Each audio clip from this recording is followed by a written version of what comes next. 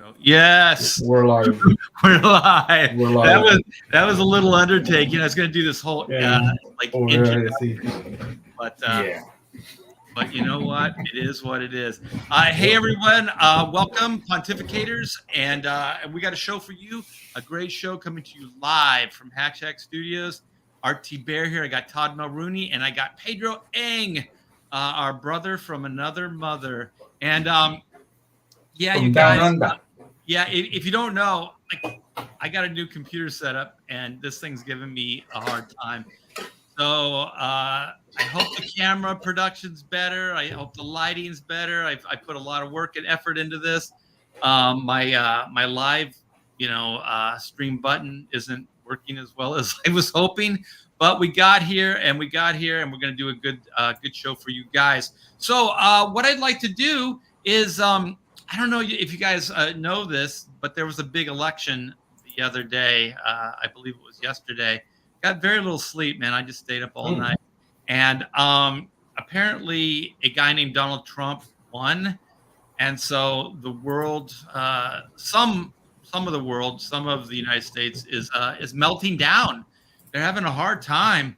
So I thought it was kind of interesting. I remember when Trump was elected the first time against Hillary Clinton, and Duff. And I remember you guys. I posted just a simple saying. I said, you know what the best part about the election results is watching all the precious snowflakes melt. And I thought it was a funny joke, and I hadn't heard anybody say anything like that. So I wasn't really. I mean, this was before things got crazy like they are now, right? So this was my first foray into potentially, I guess, crossing that line into Wokesville and seeing what people, how they really react to this stuff. And man, I'll tell you, everybody and their brother came after me, like friends that I've had for 25, 30 years, said, how dare you? This is insensitive, blah, blah, blah. And, I was just like, well, I've known you guys all this time. You would have thought this was funny. We used to joke around like this all the time. And they're like, it's not funny, it's insensitive. So that was early on. This was before Comicsgate. And then shortly around that time, I came in and started hanging out with all the real comic book pros that actually had a sense of humor, like Todd Mulrooney and yeah. Look at that face on Todd. That's streams humor. Look at that. Yeah, look at that. Look at that. I'm just sharing it out. That's all. Yeah, exactly. It's just spreading the joy. Yeah. Well, that's good. Yeah, we got to spread the joy. But anyway, you guys, I don't know. I thought this would be fun to do with you guys in the chat. Feel free to chime in. I think most of you guys are, at least more right leaning. I vote my conscience. I would say I'm definitely more right leaning right this very minute. I think what Trump did with JFK or RFK Jr., Tulsi Gabbard, Elon Musk, all those guys, it's like the Avengers team. It's like a Justice League, kind of situation. I've never seen anything like this in all my days on the earth. So I think kind of like Comicsgate, where a lot of people got fed up, were hassled, harassed, by the industry, professionals. And then we kind of bonded together and started creating our own, comic books and our own thing. And it's neat to see that politics, at least the right, is doing similar things with these super teams. And it's really an interesting time to be alive, where you can see people actually creating stuff out of whole cloth that goes against the establishment. You know what I mean? So what were you guys, Todd, what was your take last night, yesterday? Well, it was one of the first times I ever really watched closely, minute by minute, just not taking my eyes off the screen. The very first time I ever did that. So it was interesting to see that guy. See, I have Max, so I can watch CNN. I hate CNN. And I hate the guy with the white hair with his blue screen, his little blue wall screen that he calls it. And you know what? He would. I mean, it was 3, and they still wouldn't call some states 3 a.m. They still wouldn't call. It was ridiculous. He was so optimistic, and he was pulling up these bubbles. And see, there's more votes to be counted here. And look, it looks blue already. It was so bad. Ain't that guy at Vanderbilt? That guy with the white hair? I'm forgetting his name, but he's like one of the old money families, right? I think. Oh no, right. that's not. That's guy with the glasses. Yeah, you're thinking of Anderson. Cooper. Anderson Cooper. Yeah, this is not Anderson Cooper. This is the guy they bring in for this kind of thing all the time. Oh, okay. He knows that screen so well. He can pull up 2020, 2016, and what got me is there was places like Alaska at 3 a.m. when it's still called, and there's no way anyone's winning in Alaska but Trump. No, because they want that pipeline. That's a lot of jobs. Yeah, it's a lot of jobs. They knew. I mean, it was like 50 to 30. You know, it was like just ridiculous percentage. And that's the thing, like they know where the electorate votes are. Like if they win Alaska, what does that mean? Like 3 electoral votes or something? Like it's nothing. So it would have put him. It was at the time where it would have put him at 270, and they were trying to stay away from 270 so bad because they wanted to. If it got a little close, they were looking for a state they could just like fudge. It seemed like to me. Part of that, Todd. The best part about that is X had the best coverage. Like they had great coverage, and you saw the mass exodus of the Harris campaign rally or victory or whatever that party was. There were people before it even got to that point. Todd, God, what was it? It was probably around 11 o'clock. Central Standard Time. People were already leaving the party. Oh, that hurts. She just canceled the party. Crying. They already knew. Yeah, they knew early on. But like you said, Todd, they were kind of trying to hold on. And I guess rightly so. You really don't want to call it too early, and it might be somewhat irresponsible for a news, to do that. But I'll tell you, if it was the other side, they would have announced. Hours earlier for sure. Well, and the hilarious thing is that she didn't even come out and speak to all of those people that came out for her last night, which looks totally shabby. And then the rumor going around, and this is the internet, so grain of salt, but still kind of hilarious, is that how are you doing, when Glenn? the numbers started rolling in, she started drinking heavily and was too drunk to come out and talk to anyone, which is funny. Probably not true, but still hilarious. For her, that's the good side. She can go back to being a mess. Yeah, exactly. They tried to clean her up, and it really didn't. Well, I'm probably extremely relieved. I'm betting more than anything. She's extremely relieved. She never looked like she was comfortable or ready for that. Yeah, she's going 4 more years. She goes 4 years. I can't do this. Like the charade was already off the rails so early on in her campaign. Like, I don't know how she could have continued for 4 years if she was to win. It was really clear. I think the right candidate won. I mean, out of the two.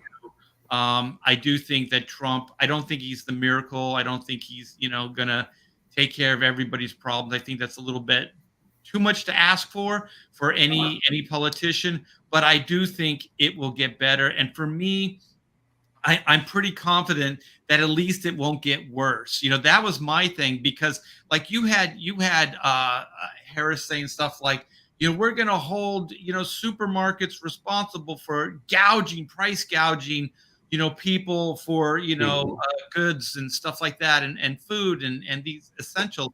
And I'm like, what are you talking about? I used to work a supermarket. Their profit margin is pencil thin. Like it is. Make that much money off of this stuff, and so you're gonna you're gonna put pressure on these guys like they're the bad guys. They're not the bad guys. You guys are. You effed the economy. She had no idea, and the thing is, I always blame my broken English, but she never finished a complete idea in anything he said. It was just like Yeah, 'cause I come from a middle income family, and we're gonna get Always this with through, the guys. story. Wow. So yeah, I got tired of that. Yeah. We did fall out of a banana tree. She couldn't Or even keep whatever. track of her own talking points. She would like, well, go check out our website. Because that's what most Americans are going to do is go read a website. And like it was like multiple pages with 87 points of what her campaign was going to be. Right. It's like, no, how about you talk in front of everybody and tell us what they are? And she couldn't do it. No. And the thing is, what they're supposed to do is like, yeah, go read that if you want more detail, but they're supposed to get you excited about their policies. You know, they're supposed to kind of sell it. They're supposed to go, this will be good for America. We'll be able to do this, that, and the other thing, and things will be better. But none of that was really there. So she couldn't sell the policies because, quite frankly, I don't think they really had much anything with. And so what was she going to sell? Well, they didn't want to talk about what they really wanted to do because they were never being honest about what they wanted to do. And Kamala doesn't have any policies of her own. She just has her talking points, and whoever's running her, whether it's Obama or Pelosi or, you know, whatever coalition that's behind the scenes that runs the Democratic Party, they were going to do their own agenda. And it was going to be, no offense, Pedro, let more illegals in. Hey, I'm not illegal. I'm legal in my country. I know. And I'm flat-footed, so I can't walk up to the U.S. Like, this doesn't affect me at all. Well, Paulus Art says grocers have like a 2% profit margin. Yes, it's crazy. Like you're going to go after those people? Like you're just going to collapse the entire system. That is so ass backwards. And then we're going to give people money for housing, things like that. You know, first-time buyers. Well, more government spending, which is causing the inflation. So it's like, we're going to give you housing, but guess what? That's going to make the price of whatever your groceries go through the roof even more. So like, listen. Yeah, sorry. There's this guy. There's this business guy I listen to, and it's a local here in Texas. I think. Hey, we got Bob in the back. Oh, okay. Hey, Bob, what's up? Okay. He's laughing. He's laughing. So what we're we all laughing. This guy, I think it's Harris County or wherever I live in this area, and he's a developer, and he can't afford to build in this area. Anymore because of pricing and all kinds of things. So he started looking into it. What he found out is the reason these housing prices are going through the roof is because the appraisers are on the dole.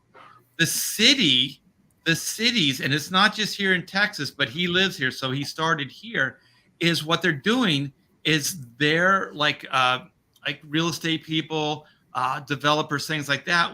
And the city, what they're doing is they're forcing appraisers to appraise your property for more money because their tax revenue is based on the value of your house. So what's happening is the value of these houses are going up. They're going up in a way that isn't normal, right? I mean, it's going natural, yeah. And so he says what they're doing is the government, local government, federal government, all this stuff, is they're basically appraising these things out of people's reach so that they can get tax revenue. So it's very, very short term, you know what I mean? Because they're just looking at how to keep things going day to day. But in the long run, everything's just going to collapse at some point anyway. And it is fraud. You are committing fraud on the people. And so I think there's a lot of these things that are happening, and they're government-inspired, government-placed problems or systems that are causing these problems that are making it harder and harder for just the everyday, American to get through life. And that's just one example, of what's happening. So when Kamala Harris says, well, we'll do this, that, and the other thing, it's just like it's throwing money at something, but also, every time they do this, they're kind of creating a problem, and then they're saying we can fix the problem. So all it does is give them more power, and that's all these things are, and it's a vicious cycle, and most people don't. Yeah, but the thing is, like all this, like short-term revenue collecting, which is what they're doing. It's because they got to get that money to Ukraine. All the missiles and fanning that goes to war. Like, I'm really optimistic. Donald Trump, whatever you can say about him, he doesn't play that game. So that faucet is going to be closed, and you guys can, rebuild your economy, and then people will be able to buy more comic books. So it's a bright future, guys. Yeah. And the thing is, like, Trump is not a warmonger, and he doesn't have the industrial, war complex. He's not in bed with them, so he can do those things. And also, from what I heard with like the Ukraine and stuff, the more shit they blow up, they already have businesses coming in there bidding on how to rebuild their infrastructure. Like, this is crazy. Like, these people are to kill innocent people, all this stuff, so that they can basically go in there and rebuild and make a bunch of more money. So it's like double dipping. They profit off the destruction, and then they profit off the rebuilding. These people are like all for what would have been the equivalent of 130 miles of land. Yeah. The amount of money you can make when you disregard human life is just astronomical, man. Yeah, they probably could have got discounts on oil if they just said, "Hey, we'll lend you the land or give you the land, and you give us huge discounts on oil." That probably would have been something that it made them very prosperous over time. But to have a silly war where all these buildings have been destroyed, even some of these beautiful buildings, it's ridiculous. It's just absolutely ridiculous. It's citizens' history. It's their history, and there's absolutely no respect. And if you look at the left in this country, they're tearing down our own history. So why not? They have zero respect for any of that stuff. So Bob, you go all the way back to friggin' Dick Cheney. When we got into the war in Iraq. He literally, like, those were his boys, like the industrial military complex. Those were his Enron, right? Yeah. He literally was paid. It was like 35 million when he left, and immediately as soon as he got over there, guess who he was giving the contracts to? Oh yeah.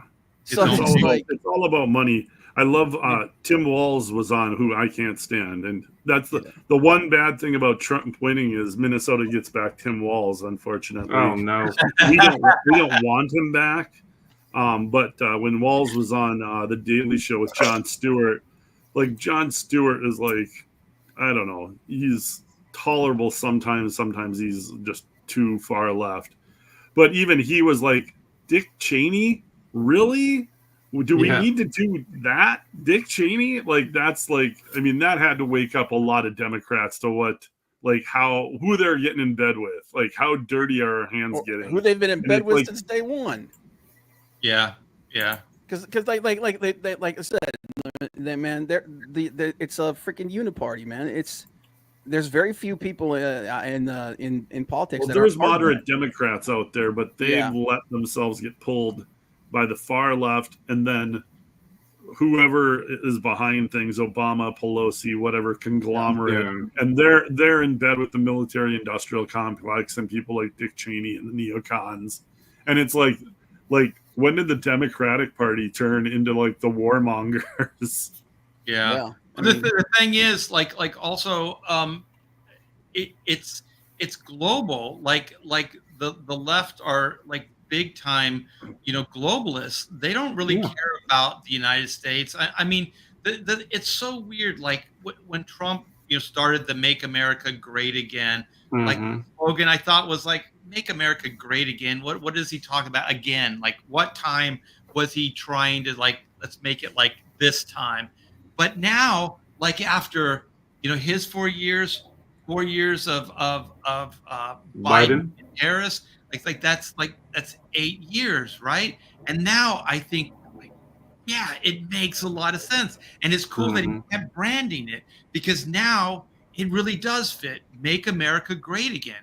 That means bring it back to like Donald Trump, his 4 years in office. I when we moved to Texas and all this stuff, I mean, my wife and I, we were so happy. Everything seemed affordable. We didn't worry about like just day-to-day stuff, you know.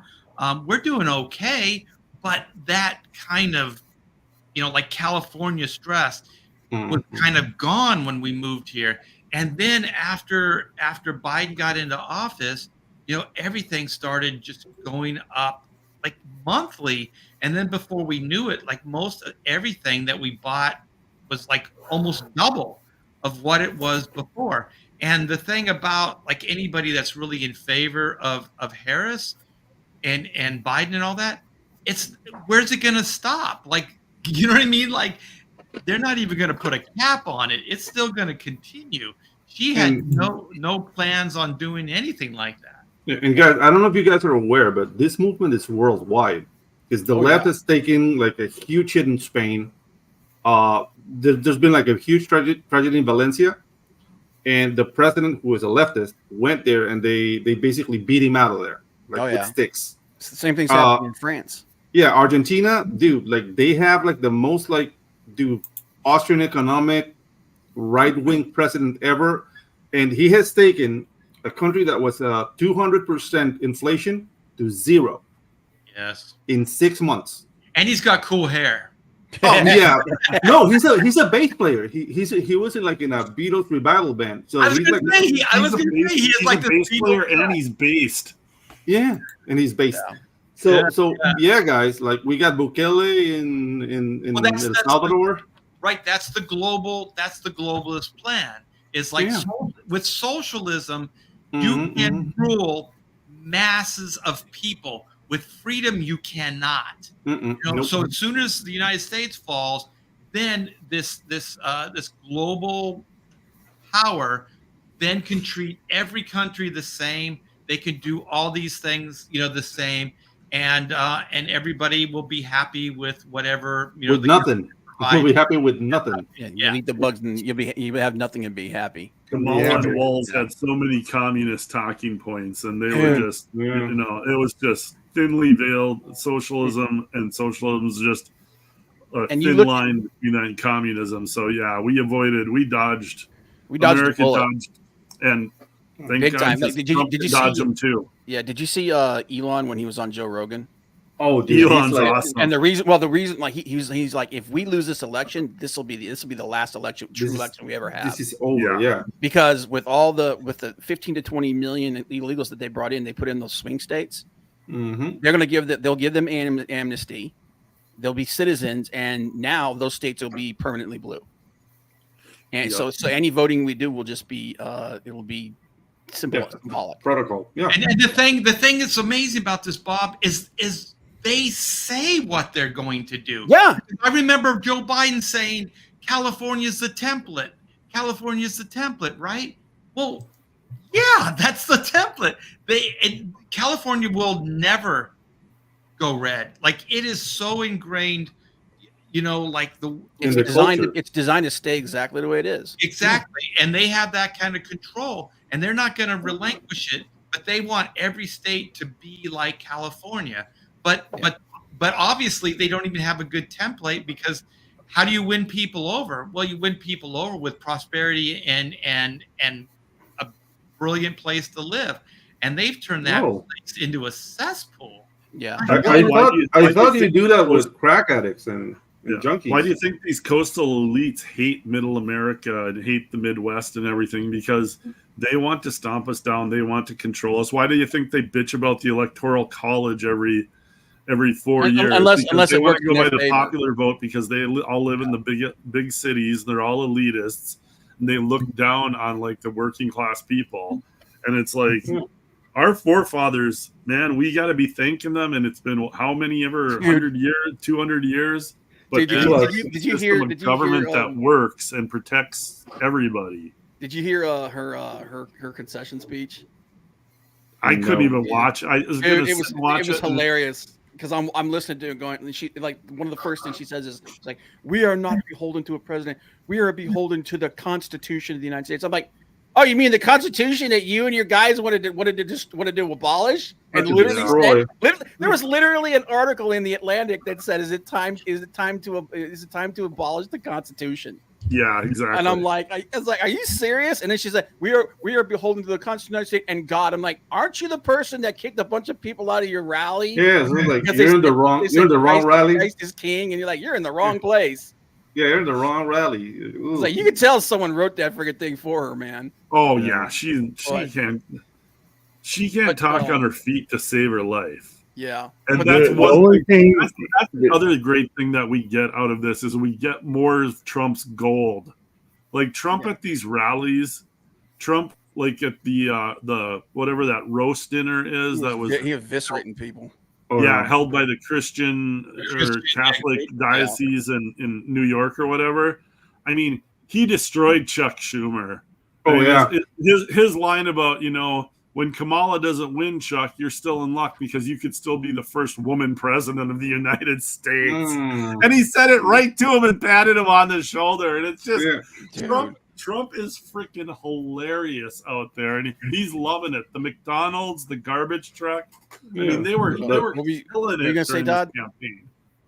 Yeah, it's absolutely crazy. But go ahead, Todd. You were going to say something before. Yeah, you're right about California. There's some other states, like that you wouldn't have thought were flippable, but. Look what it's happened in Florida. But you're right. You'll never turn California. And he did flip some state. Obviously, he flipped some states. He broke the blue wall. Yeah. He won all the swing states. Yeah. Yes. He won all the swing states. I was like, holy shit, dude. So, okay, guys, like for example, the Amish got out. Yeah. Dude. But aside from California, like what other states do you think are unflippable? Like Oregon, for example? New York. Mm-hmm. I think ultimately New York, and pretty much all of the New England states. Yeah, that's upper literally northeast, that's their home the upper territory. Northeast and the coastal west. Yeah, it's the east and west coast elites. New Mexico. New Mexico, dude. New Mexico is hard. Like, don't let what this election did. They will always be blue. That's crazy because you think Minnesota got close. Like Minnesota's very Democrat, and like he got close. It was like a 53, 47, 46. Because Minnesota got hard, and that's how close he was in Minnesota. Right. All of Trump's numbers, from what I understand, were all up, like in all the states, all the way across. So he did make headway, but not enough to take. We're streaming live on the internet, so we might as well get into conspiracy theories. Have you guys seen the conspiracy theories of the Biden numbers? Oh yeah. So Barack Obama won by 71 million. Mm-hmm. Hillary lost 65 million. Biden won with 81 million. Kamala got 66 million. So Biden 15 got million difference. 15 million more than Obama, and like nobody's had that many votes. No. Where did that extra 15 million? Part of it. Exactly. And also Trump was down, I think, 3 million. So a small portion of that is because of COVID. I think the people that were just stuck at home, didn't have anything else to do, but. Even if you take 5 million away from that, that's still 10 million votes that disappeared. Yeah. And it's like, well, it's because they weren't. My favorite thing about everyone was watching them, and they weren't allowed to. Yeah, there were people at these polling places, and they were eagle-eye watching these polling stations. Well, not only that, but they were like videotaping it, and they were posting. The RNC was on it this time. They had people on the ground, they had boots on the ground. They did a great job.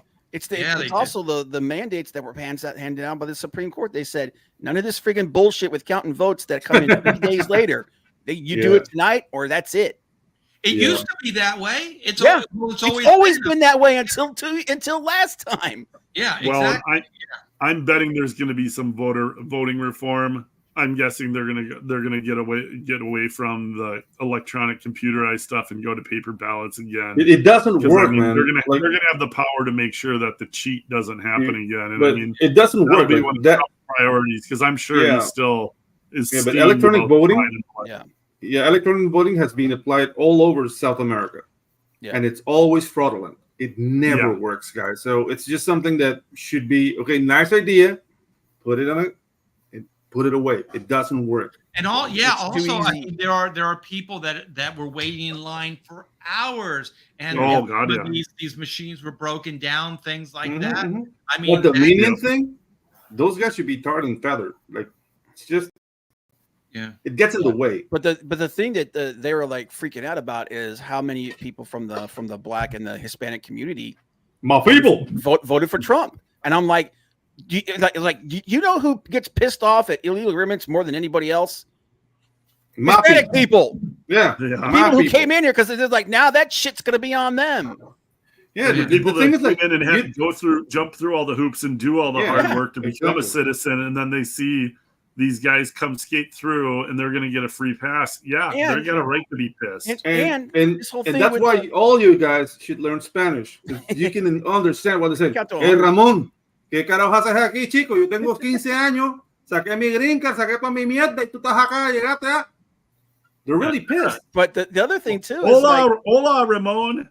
Hola. Yo soy Clint. For how many decades have they been talking to the Black people, telling them, oh, you guys deserve reparations, but we just can't do it. We just can't do it. They're stopping them. And then what happens? They bring in 15 million illegal immigrants, and they give them upwards of $120,000 a year. Yeah, $10,000 a month, and they're like, Randy, and then had the balls in California, which is the bluest state on the goddamn planet, had the balls to vote down the friggin' reparations bill that they put in there. And I was talking to this guy, like, you know what they're basically saying? It's like, oh, we're not going to pay you because we already bought and own you. We need to buy them. Yeah, and then MSNBC and CNN are wondering how in the world did we lose? And I mean, I already saw today, like Scarsborough is like blaming the Black and Latino males for being misogynistic, sexist, and racist. And everything. So that's the thing. Guy on MSNBC accusing Blacks and Hispanics of being racist. We are already used to being hated, guys. That's not going to work. But like, you hate me? Oh, that's what Thomas Sowell talks about when he talks about being on the virtual plantation. Mm-hmm. They think they own you guys. That's why they didn't give you the stuff that they claim that like friggin' Charles Barkley, who's the most liberal dude on the planet, actually made an observation. He was like, I've been voting Democrat for 35 years. Since I was a young man, since I was on vote. And you know what? The neighborhood I was born in there and lived in, still crap. Schools are still garbage. He's like, what's going on? And I'm like, it's because they think they already bought and own you. Yeah, the thing is, you can't help people like that. You cannot. It's human nature. You cannot give people things and expect that to really help their lives. They will become like a stray dog. Like not to say like, but it is the same type of behavior. They will come back and they will come back and they will come back. And after a while, that's their go-to. I call it the hunting gathering skills.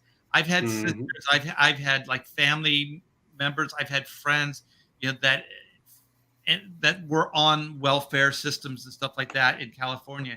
And the thing is, what happens is it's exponential. It becomes a generational thing. Yep. So instead of like your dad teaching you to work hard, go to the plant, go do whatever, that type of thing.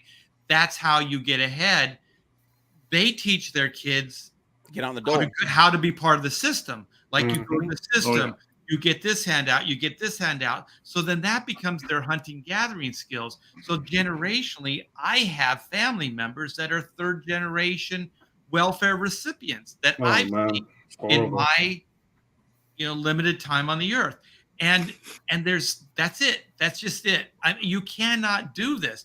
These things do not work. And statistically, they said there's more people in these areas and stuff that are worse off now than they were in the 60s or whenever when racism was a real thing. Yeah. They're worse off now than they were then. But there's no better gift than a message that says nobody's coming to save you. Yep. That will get you up your ass and working. Like the black family, the black unit was great during the Jim Crow era because they have to be self-reliant. Whenever they start with these programs and whatnot, now all of a sudden we're all useless. Like, come on, man. It's just it's like what they say, and it's like my sister. It's not just black people, but they usually use this term with black people. Black females is like they marry into the system, like they don't marry like a husband, or like that's also why there's a lot of like families that aren't really connected in the black single parent, right? Like they're like the woman doesn't look for like, oh, let's start a family, let's do this. They're like, let's have kids out of wedlock. The city, the state, the Fed will take care of all of these things. And so then they kind of marry the system. That becomes their husband and provider. And it's kind of a vicious cycle.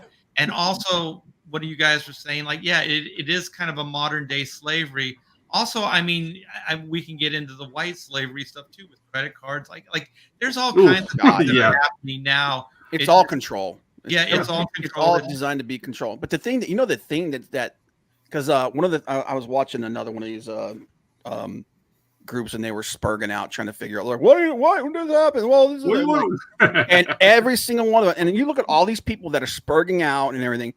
It all comes down to identity politics with them. They don't understand that most people don't give a shit about your identity politics. They're worried about putting food on the table. They're worried about the safety of their families.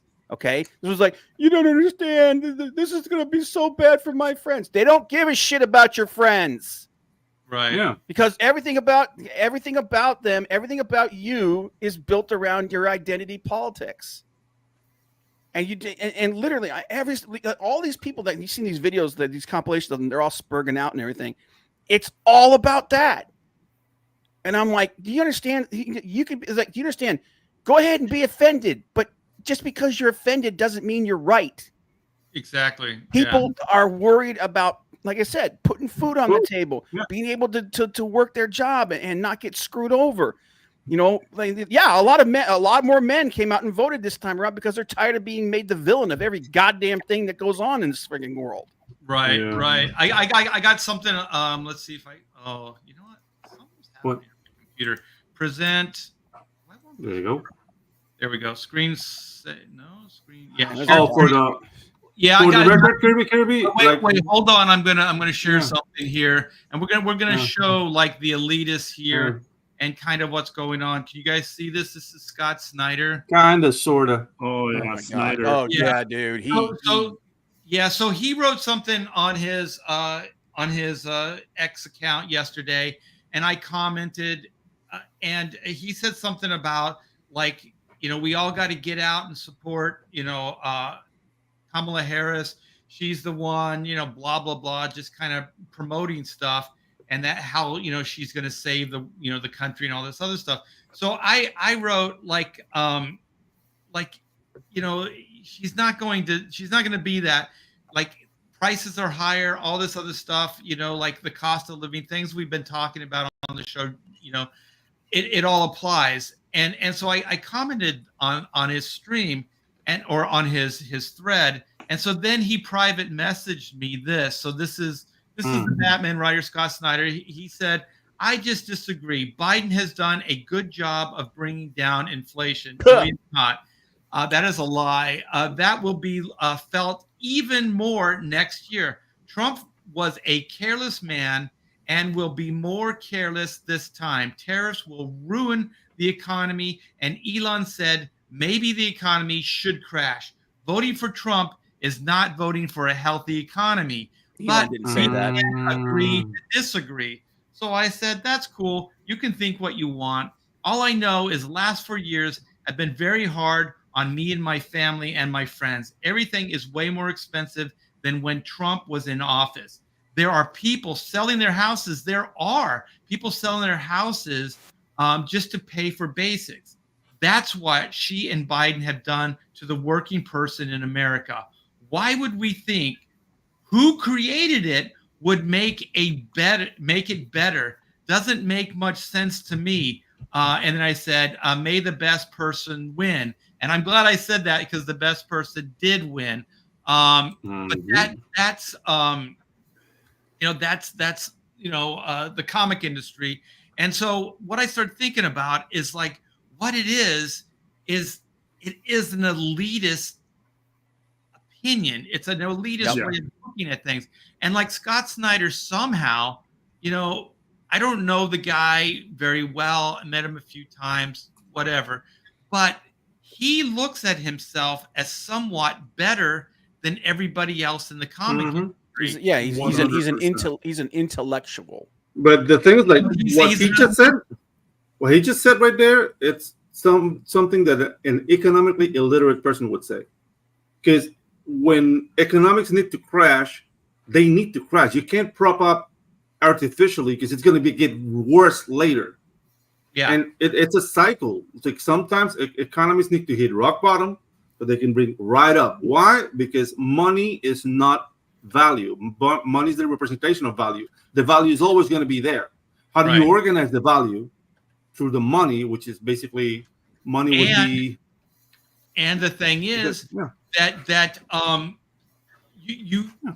you can't prop it up with money because all you're doing is perpetuating the cycle that will eventually will crash. Exactly. So if you let it fail early, then you can start rebuilding it. Let's just take the auto manufacturers. Like if they would have let these companies crash way back when, then or these banks instead of letting them bail out, then the people that are doing shady practices or making bad product or whatever, they'll go away. And trust me, somebody will come in. That's what the free market is. And fill the void. Yeah. Right. And will fill the void. And then everybody profits. Everybody benefits from these things. So that's what Elon meant when he said, let it crash. So then we can rebuild it. And it won't take that long. It's a matter of months. They're going to be hard, but it's a matter of months. Right. Because if you let the free market be the free market, it will rebuild. We had the biggest growth after the Second World War, and it was bad. The economy was freaking bad. But free enterprise got in there, built things, made things happen, and they built an economy. And that's how you have to do it. And anyway, when I read that Scott Snyder thing, I started really thinking more about it's weird how things like the realization of these things kind of come in waves. Like you kind of hear people talk about, they're elitist, but it just kind of feels like a throwaway. But then when you start really seeing it as it goes, you go, it really is. Those people actually they are better. There's two things that all liberal Democrats have in common. They're smug, condescending elitists like you're talking about, and they have no clue how economics work. That's like two of their defining points.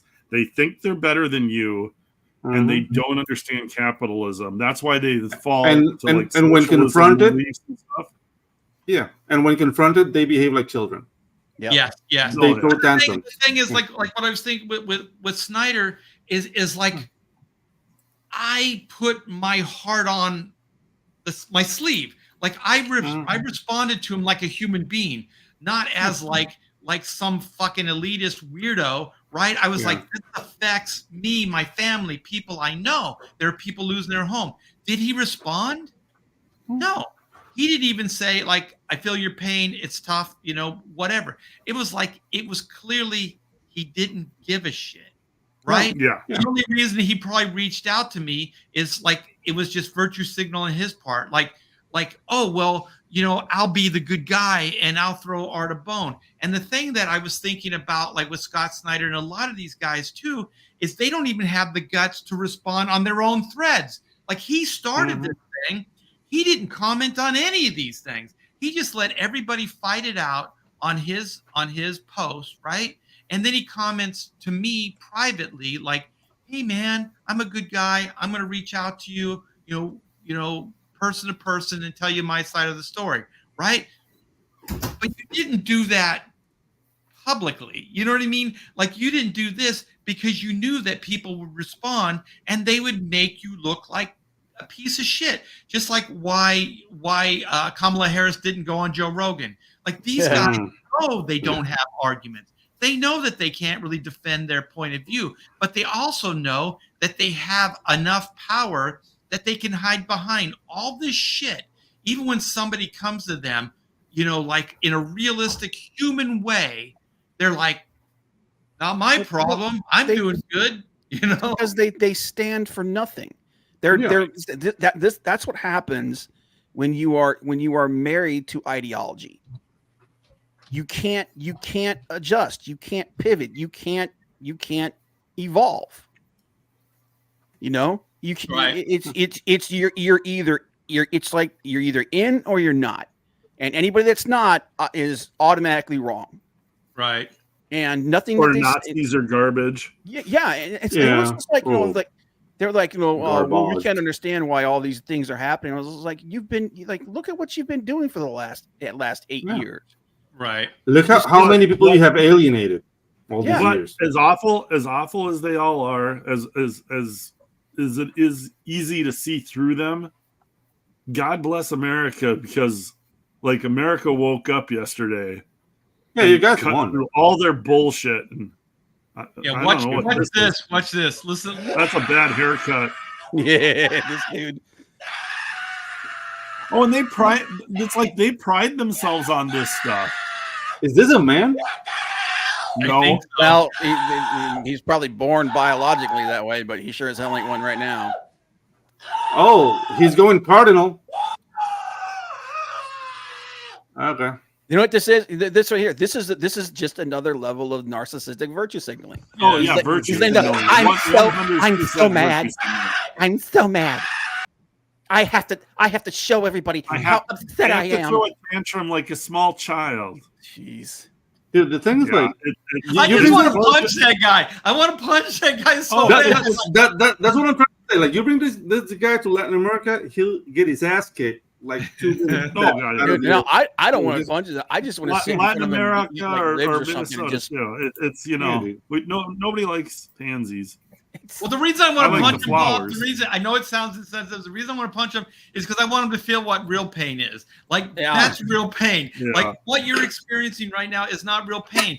Like how could you be so narcissistic and only about yourself that you don't realize 4 years ago there are people that did not want Biden-Harris, right? They didn't want that. Yeah. But you didn't really see the right deal with things in such an adolescent, childish way, you know. And then I got this. Let me see if I can. You guys keep going. It's free entertainment for us, though, Art. Yeah. Dude, the best is everybody on X was calling for, like, post all the liberal tears and meltdowns. Dude, the best one I saw so far drank, was none of us went thirsty today drinking on the liberal tears. This chick, yeah, this is another one of the ideology ones. But this chick said she's I'm gonna wake up tomorrow and I might be a slave. I'm like, what? Yeah, this is a great montage. How did we get here? How did we get here? And she screwed everything up. She needs a nose job. Alice in Wonderland nightmares is going on. She needs more than that. All I can say is how. Oh man, you know all these girls have in common is they're fugly. How dare you? Look at another fugly one. Anybody other than Kamala, and you live in one of the states that it was, be threatening, close, or if you didn't vote. It's a lot of butterfaces. This isn't even a young woman. Watch this. It's your grandma. Oh God! That's the jeez. Jesus. I love you. How the fuck is this still happening? Dude, look at all I've ever known. So much of this shit is so fake, too, man. It's the theater majors. They're little drama queens. I'm done with you and your mother and your sister. I'm just and your sister. Shut the hell. Okay, when you put text on your shit, when you put text on your shit and a description on your thing, man, that is the most contrived bullshit. But you know what this needs? Subtitles. No, what this needs is me sitting there with a box of popcorn, just Yeah, it needs more commentary from us. Yeah. Well, exactly, you guys. Let's not feel too much for this. I mean, this is a victory stream after all. Yeah. You can't make fun of these people. I mean, they posted it. Hey, they posted it. They put this stuff out there. So, you get what you get. So here we go. Yeah, that was Mark Wade at a CrossGens meeting. Yep. I don't understand how scared of this man I am. If this guy does end up winning again, all the people who voted for him will be like happy, and it'll just be. Yeah, we will. We're going to be happy because you know what? You might be able to afford gas again. Yeah, today was a wonderful day. I was Trump dancing everywhere, man. Yeah. Well, the thing is, why would she? You gotta crank the YMCA and get the Trump dance going. The thing is, these people are all about like, we should be joyous, we should be happy, except if it is contrary to what we want. You know what I mean? Like she can't be happy that other people are happy. No, she's pissed because other people are happy and she didn't win. Like come on, man. Let the bitter tears flow. And everyone who feels threatened by him is fucking scared. Like we're scared for our lives. We're scared for our lives. What the hell are you talking about? Dude, I'm telling you, man. Some of these people, they have been indoctrinated so badly. They believe the bullshit. They believe that they're gonna get rounded up into camps. That it's going to be the friggin' what's that friggin' TV show that they're always talking about, the midwives thing or something, whatever. Oh, the wife bridesmaid's tale or something. Yeah. The Handmaid's Tale.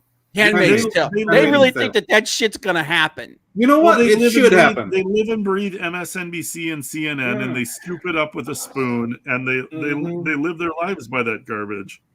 It is. Don't forget The View.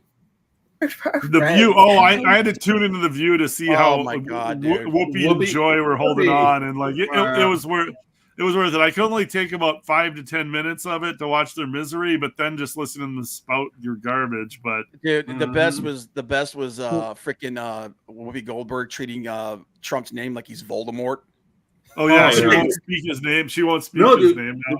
I think Trump really got her. Trump really got her when he said he hired her a few years back, and that she wasn't very good.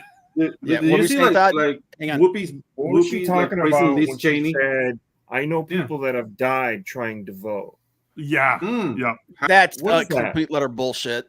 Yeah. Well, see, that's why Crystal Rosebuds, is in this state, because it's irresponsible people in the media feeding these people a bunch of BS, and these people aren't smart enough to go any deeper into anything, and they believe what they're being fed, and it's a crime. Put this man into office for another 4 years, knowing damn well what it means for our. Listen, bitch, it's an election. This happens. It's happened forever. Like, what the fuck are you even talking about? Like, this happens every 4 damn years.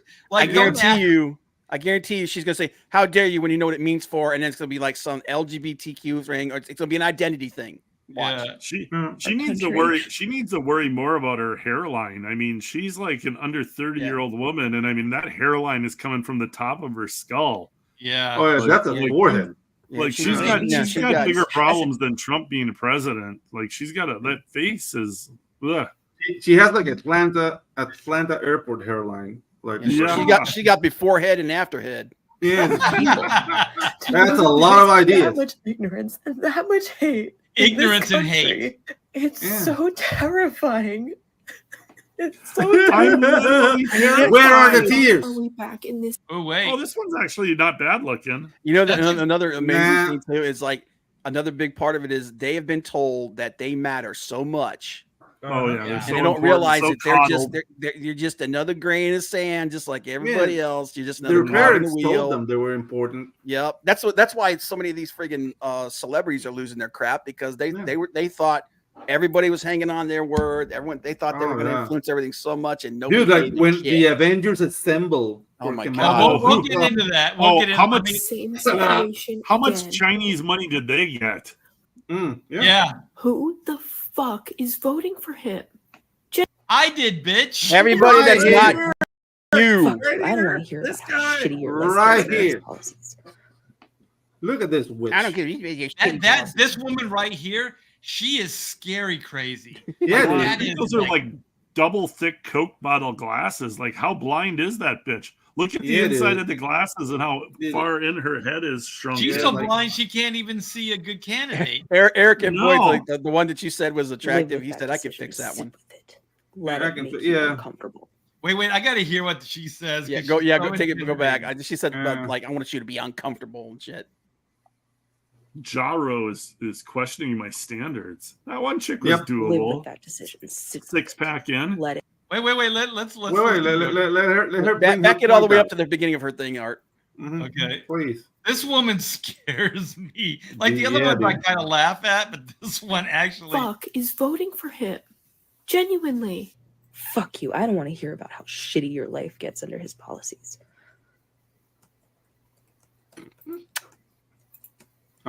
Live with that decision. Sit with it. I will. Let it make you uncomfortable. When I can fill my tank for less than $30. I mean, her face is making me uncomfortable. Jesus. Dude, I'll tell you what, that post that you guys put up with all the spurging from the comic book people was like, holy shit, man. Yeah. Again, people that thought that they were important, they think they've been told that they're so important that you're more important than anybody else. Hey, I know that guy. Yeah, he's probably making this like I've checked out the blue bombshell, and I can say this: the tits are real. The tits are real. The tits are real. Those are great tits. Those are American tits. Nice. Yeah. So how many? Yeah, of these the cover has been popular to say the least. So, yeah, this was fun to work on. Drawing Trump was fun. I had to get the Trump dance in there.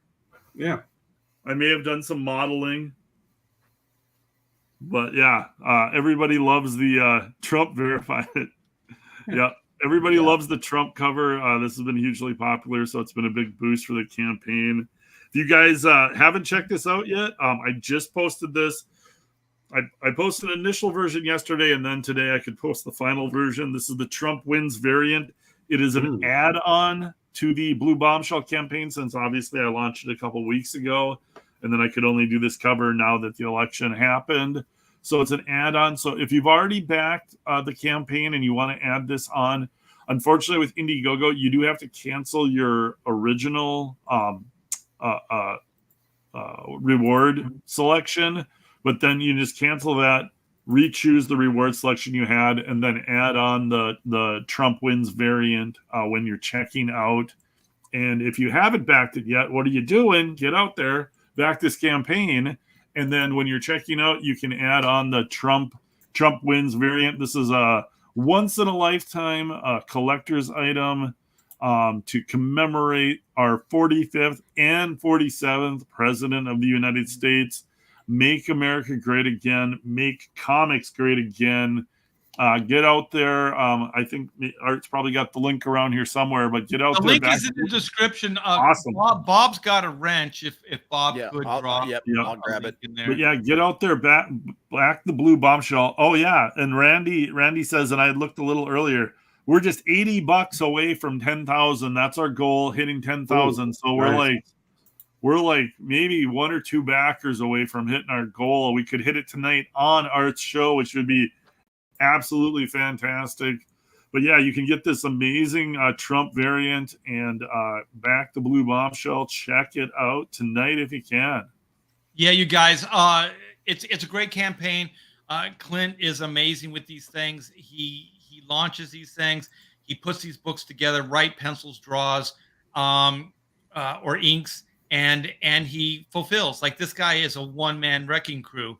So he's fulfilled many campaigns. He is trustworthy. So you guys get out and vote. Get out and get yourself a Donald Trump Blue Bombshell cover tonight. We're only 80 away from 10K, man.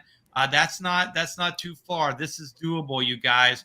I think we're only an hour into the show, so we got an hour to get there. So let's get this Trump train rolling, baby. Woohoo! It looks great. The cover looks fantastic. It was fun. It was fun to draw. I was happy with how I kind of nailed the likeness on Trump, which is, you know, sometimes a little tricky, but yeah, it was fun. It turned out nice. And Ethan actually retweeted it out for me today, which was awesome of him. I super appreciate that. So shout out to Ethan Van Skyber for helping some of us smaller creators get the word out to all of Comicsgate. That's just totally awesome. And yeah, the cover's gotten a major response the last couple of days. So it's been great. That is fantastic. So Trump's already helping the economy by helping me sell Blue Bombshell. There you go. Right there. It's helping Clint's economy. Yeah. Yeah. Yeah. Well, you guys, this is next week, this Monday. Sins of the Father, Black and White, Volume 3. We're gonna launch this bad boy Monday, 11/11. So this is a preview, guys. So I'm gonna let you see. I'm gonna let you see the Indiegogo page before we publish it, before we go live. Oh, so sweet. yeah, sneak peek. Yeah, a little sneak peek. Yeah. Hi all, I'm Mark D. Bear. As many of you know, I've been in the comics industry for over 40 years, and I've had the privilege of working on some of the industry's most amazing comics. Only 40 years? 40 years. During the early 90s, I was given the opportunity to publish my first independent comic through Image Comics. Black and White made their first bombastic appearance in 1994 with a 3-issue miniseries that sold over 500,000 copies. Now we're celebrating Black and White's 30th anniversary, and we have some great surprises in store for you with this campaign. Hope you join me on this Indiegogo campaign by backing a book, then settle in for one mighty fine read. Thanks for checking out Black and White. So we're using a new cover, you guys. So I'm kind of rebranding. So we're using the Hack Shack Comics logo. Nice. Awesome. Yeah, so I got the Hack Shack Comics presents Black and White, and this is Sins of the Father. So this is the main cover here, you guys. Colors by the great CG colorist Kyle Ritter, Critter as he goes by. And I thought this came out really, really good. And so then we got a little rundown on the new storyline. So this is volume 3. So we're going to do like we did 1 and 2, which are 2 parts. We're doing 3 and 4 as a 2-part story as well. So this Sins of the Father will be the first part, and that's volume 3. And so here's some of the pages, the interior pages. So we got some cool stuff. Monday, you'll be able to check this stuff out in more detail. I'll probably be posting this stuff on my X account very, very soon, so you can get a better look at it. And then we got Pedro Ang's we got our own Pedro Ang. High Octane is back, baby. So Pedro's going to do a volume 2. Oh yeah. Yeah, he's writing, penciling, and inking, coloring. We just thought Clint was a one-man wrecking crew. We got Pedro as well, so we got 2 multi. I'm a brown wrecking crew. That's the difference between Clint and I. You always got to play the race card, Pedro. Yeah, I do. I can get light tan in the summer. Oh, well, that's cool. Yeah. Well, I like that. You guys are competing. Who's gonna have the melanin? You gotta catch me in late July. Yeah. Yeah. Right now, where are you, in Minnesota or wherever? Yeah. Right now, my skin matches my beard. Yeah. Oh no. You're getting ready for Christmas. That's actually good. So this is the cover, you guys. That's High Octane 2. We got some of Pedro's preview pages here. He is knocking it out of the ballpark. If you guys thought High Octane 1 was killer, wait till you see the art. And the storyline is absolutely fantastic. This is a 22-page one and done, you guys. So it's kind of in the tradition of the old Marvel DC comics of the 60s and 70s. And the story is absolutely fantastic. It's kind of a general ages book. So if you got, younger readers, absolutely cool. Not that the Black and White, main book is not, kid friendly, but it might be a little bit more edgy. But High Octane 2 is definitely, and the artwork too, just, it's very cartoon style, which I dig. I dig Pedro's take on the characters. I think it's absolutely fantastic. And then we have we're going to have multiple covers, you guys, 4 jaw-dropping covers. So we have the main cover, which is A. We got B, which is the villain's cover. And then we have this find. We got our Mexican brother, Carlo Barberi. Nice. He's adding his talents to the campaign. So he did. Oh, nice. I did the inks. Yeah, the cover looks fantastic. And then I want to tell you guys who this person mystery is. Cover. So bad, but I can't. So this is probably going to be a mid-campaign announcement. So look forward to that. And then you guys can get a better look at the covers here. Come on, man. You got to give us a hint, bro. No. Because you give us a hint, we're like, oh, that's. yeah. Just know this guy is absolutely fantastic. He is A tier all the way. And one of the comic book greats. So, yeah, so I just got this back from Critter. So his colors, my gosh, man. I always love when things get plussed, where you do something, the best you can do, you hand it off to somebody else, and then they plus it, and then so on and so forth. So it brings the best out in everybody. And Kyle was very, very complimentary with the pencils, the inks, and he really wanted to do a killer job. So I actually gave him gorgeous colors.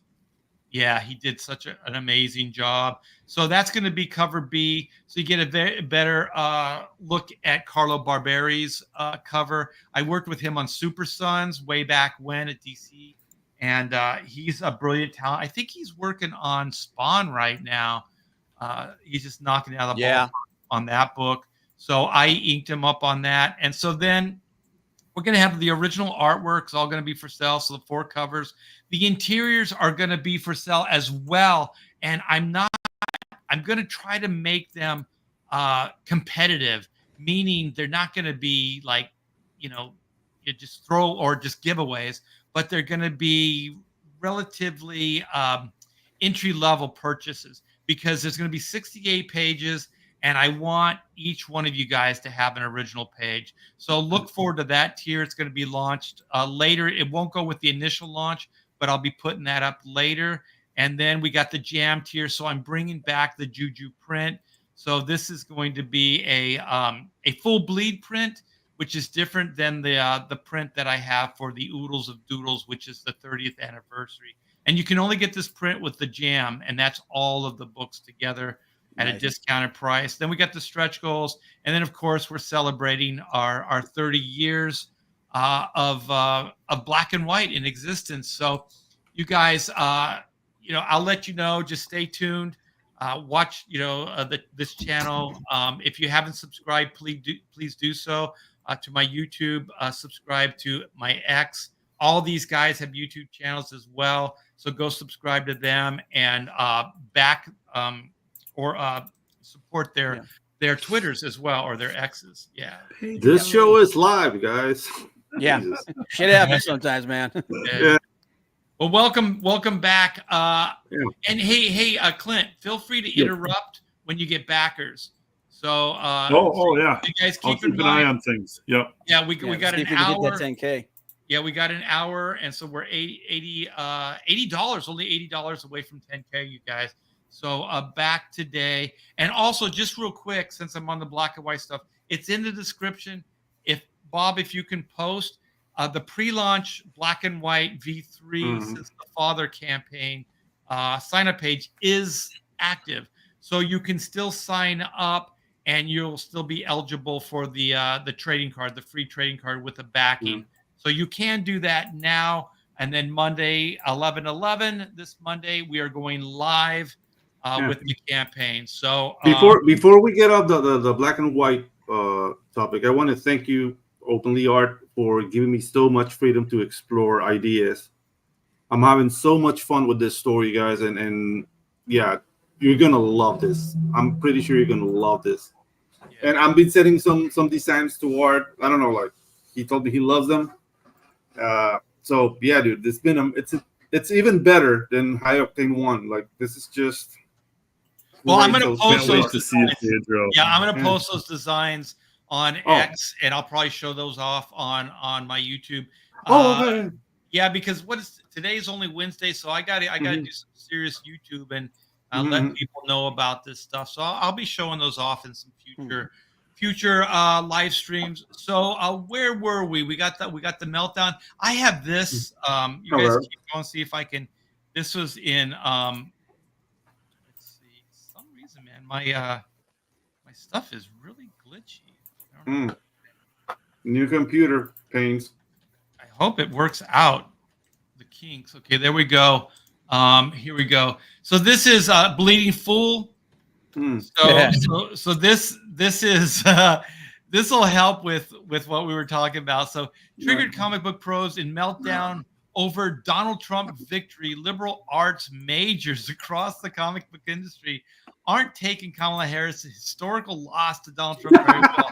From right artists, colors, letters, press, and various related fields, the left-wingers were so unhinged looking at you, Mark Russell, that I decided to creep over to Bluesky, the ex-alternative, and gather a few of the best examples of triggered from last night's Trump victory and today's sobering aftermath. So this is Phil. I like Phil, actually, Hester. A republic, if you can. What is that? That key. What is that? How do you say it? Kia? Well, I don't know. Like he I think he's quoting a phrase, a republic if you can keep it, maybe, and then he's like, well, never mind. Yeah, so he's cutting off the quote that he's, or the phrase that he's quoting, and then he's saying, well, never mind, because according to him, we're no longer a republic. Yeah. Oh, okay. Yeah, because the republic was designed. I thought we were destroying democracy, so now it's a republic. So at least it seems like Phil gets it a little bit more than the average. Okay, so this is Kelly Sue DeConnick. Oh, that bundle of joy. Wow, look at this. This is 4 paragraphs, man. There's a little rainbow of sunshine. Yeah. So she says, our job now, like we're part of this. Our entire fucking job is to stay the fuck alive. Despair staying alive. And despair is an ally of fascism. Do not do their work for them. Look at this. Like, what an exaggeration. When people want you dead. What are you talking about? Every day you live is pissing in their coffee. Nobody wants you. Listen, okay, this is my appeal, Kelly. Kelly Sue. No one wants you dead. No one. I know life is already hard on you. So but we don't want you dead. We just want you to calm down a little bit. Just take an extra Xanax. Yeah, dude. Just relax. The world isn't that bad. We'll get through this. It's 4 years. A lot of people, felt the same way when Biden and Harris were in office. So, it's just a turnaround here. She's still just sad and mad that the last Captain Marvel movie bombed, because that was her little claim to fame. So yeah. Well, it's and I'll tell you right, man. A lot of this stuff, like these extreme takes that they're having, that's because that's what's in their heads. Exactly. That's what they're kind of wishing on us. Yeah, it's and have been for a long time. Yeah. So, and then she says, "Do it. Stay alive out of spite for no other reason." So she's like she's literally saying that we're going to kill her and that they have to stay alive. This is such a crazy. Dude, you know what this is? Have you guys ever read the book Atlas Shrugged? Yeah. Okay. When the character is talking to the main character, and he's like the whole book he's telling him how he feels, but he was like, "What do you think about me?" And he goes, "I don't." Yeah. You don't That's exist. the thing, this is somebody who eats cereal angry. You know what I mean? Like he's like. Well, also, Bob, to your point, that's narcissism. It's narcissism again. When she's saying all these things, she's saying people want her dead. I don't even think about her day to day. Like, I don't really care one way or another. I have absolutely no feelings for you at all. You just don't exist in my world. And that's different than I hate you. But anyways, take care of each other as long as you agree with, us. Yeah. That's each other here. Like everybody else be damned. Like how is anybody going to give you any empathy when you're unwilling to give that to others? Right? It's just so crazy. Our other friends and family, our communities, and also random strangers. Our third job is to resist. This will take many forms. Please remember that any group needs tanks, DPS. Yeah, she's using friggin'. Yeah, that's like video game. Yeah, like she's using MMO, video game lingo. RPG friggin' speak here. It's like lingo. This lets you know where their brain's at. Okay, and support. Find the role you can play and put your efforts where they are most suitable. Like, what is this? This is like a weird call to arms. Like it's like physical. This is no, it's not physical, Ark. It's DPS, which is damage per second. Tanks, which are the ones who stayed in front to get all the hits. Yeah. This is all like digital video game mumbo jumbo. This is bravado behind the screen. They're not gonna go. Yeah, but she's saying when people want you dead, like like prior, she's making it sound like people are actually trying to kill her. That's actually this one right here. That's not from her though. That's actually she's reposting something from a friend of hers. Okay. Oh, okay. Message from my friend. Yeah, her friend Sigrid. Yeah. Oh, yeah. But I mean, obviously, she agrees with it, or yeah. I'm just like this is ridiculous. More than likely, Sigrid is named like Becca or something, or like Stephanie. But you guys, if you got to sit down for this one, this Mark Waid is my gosh. I mean, I worked with him at DC Comics. I never had a problem with him. He seemed like a decent guy. You were wrong. I was working on Superman. Obviously something happened, over the decades afterwards. But he's had a wire loose for a long time and has a reputation about it too. Yeah. He says, even if by some miracle this turns around. So this was last night. He already knew that, like you said early on, Clint, like they knew, they just didn't want to admit this stuff. But he says, even if by some miracle this turns around, I don't believe in the basic goodness of my fellow Americans anymore. Oh, wow. We all need the approval of Mark Waid. Yeah. We're all devastated. Yeah. And without this is the part. I cannot write superheroes, period. Thank you. There's no point, period. When you see a decline in the quality of my work, you'll be able to trace it back to this night. And what's the excuse for the last 15 years? Yeah, exactly. What happened before? Yeah. So basically, he's saying my work sucks because I'm the first. Well, I didn't get my way. Yeah, I think it's even. There are so many levels to these things, like the progressive left. Yeah, like you could peel them like onions. Like so for one, he's losing faith in Americans. That's fine. They don't believe like you. That's okay. You lost faith. But then he says, I cannot write superheroes. Okay, what does that have to do with anything that you lost faith in the Americans, right? This is all fantasy. This has nothing to do with reality. These are superheroes. This is all fantasy. He says there's no point. He says, when you see a decline in the quality of my work. So he's already saying he's going to shit out his superhero work. He's saying that he's going to give you inferior product because he lost faith in America. Yeah, so this is a great marketing strategy. Yeah, he's going to fuck everybody over that buys his book because he's hurt. Like, what the hell, dude? This is the most fucked up shit I've heard out of one person. This is the most egotistical, narcissistic explanation for why he's gonna phone shit in from now on. But it's also like he's saying to anybody that is his fan base, I'm gonna fuck you over. Yeah, I'm gonna fuck you over, and I'm gonna give you substandard superhero work because I lost faith in America. Mm-hmm. Yeah, that's a reason. Here's the thing: him saying this, what freaking employer is gonna freaking hire him? Exactly. It's like, wait. So you're gonna tell me that we're going to pay you. You're like probably one of the most popular, high paid writers that they got that they probably go after. You're just telling us that you're just going to phone crap in. Why would we hire you? Could you imagine that meeting? Like, you know who we need? The press Mark Wade. Bring it in. Get him to write something depressing. Eeyore here. Yeah. Listen, Mark.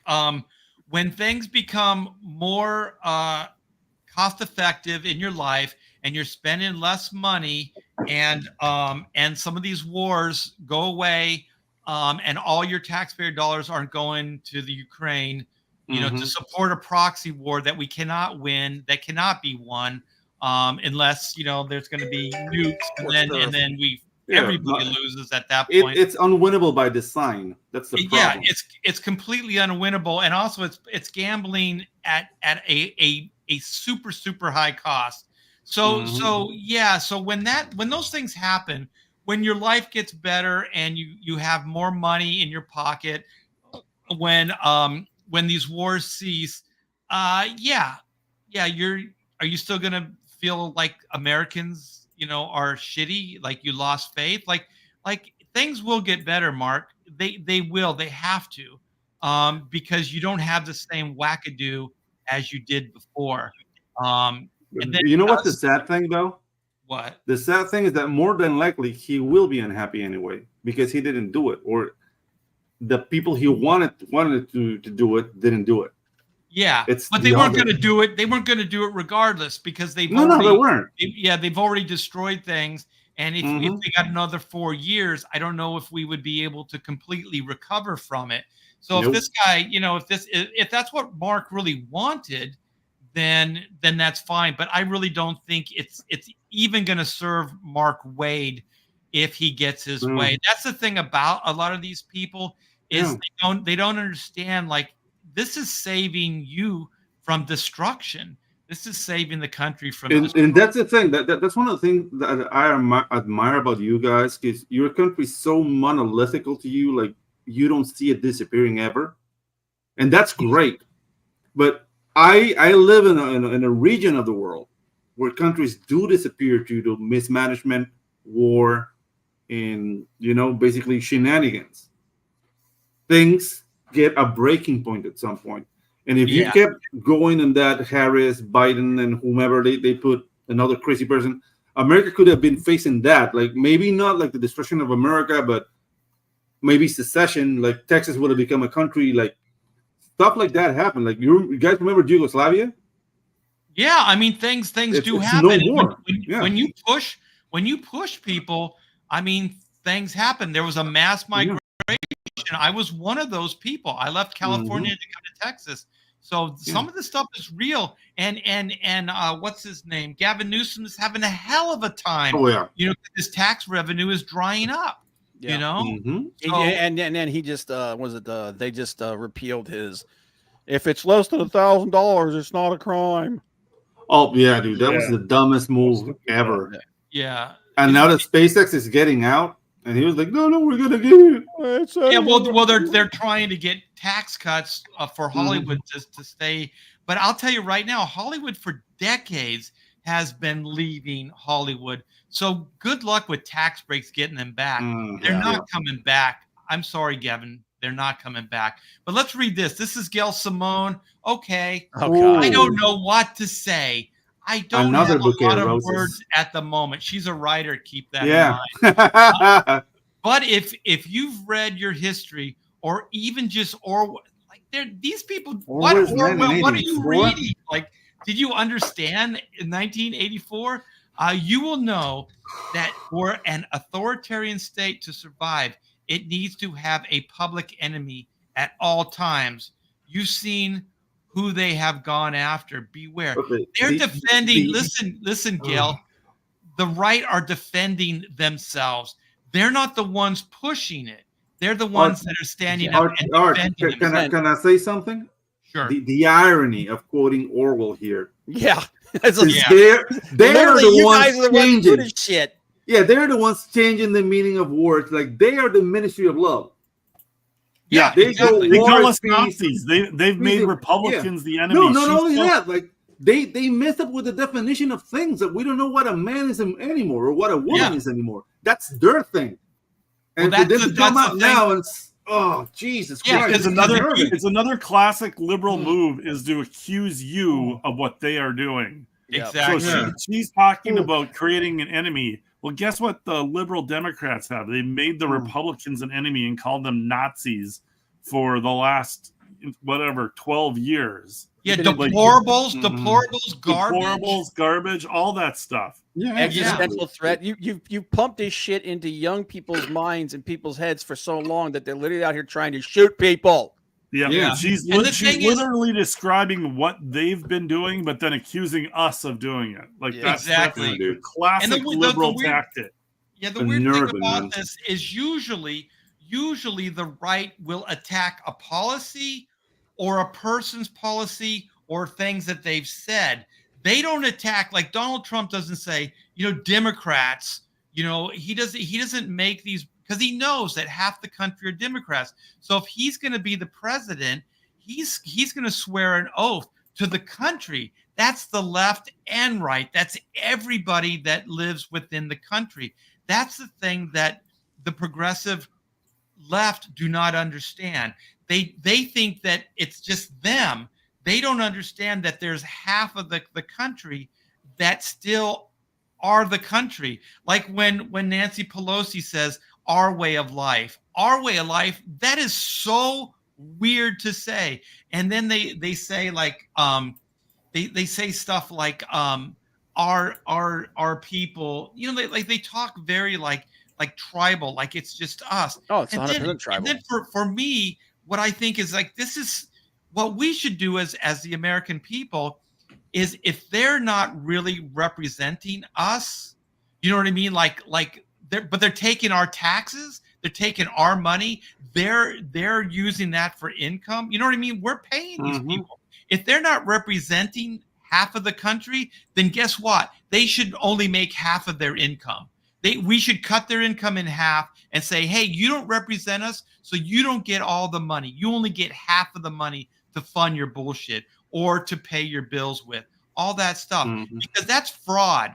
That's fraud when you've made an oath to represent everyone in America and you only represent half. That is fraud. So your whole fucking system is based on fraud, Gail Simone. Think about that. It's not only that, but it's like what Paulus Art said in here. It's that they've done for the longest time is dehumanize anybody who doesn't agree with them, to the point where anything done to them is permitted.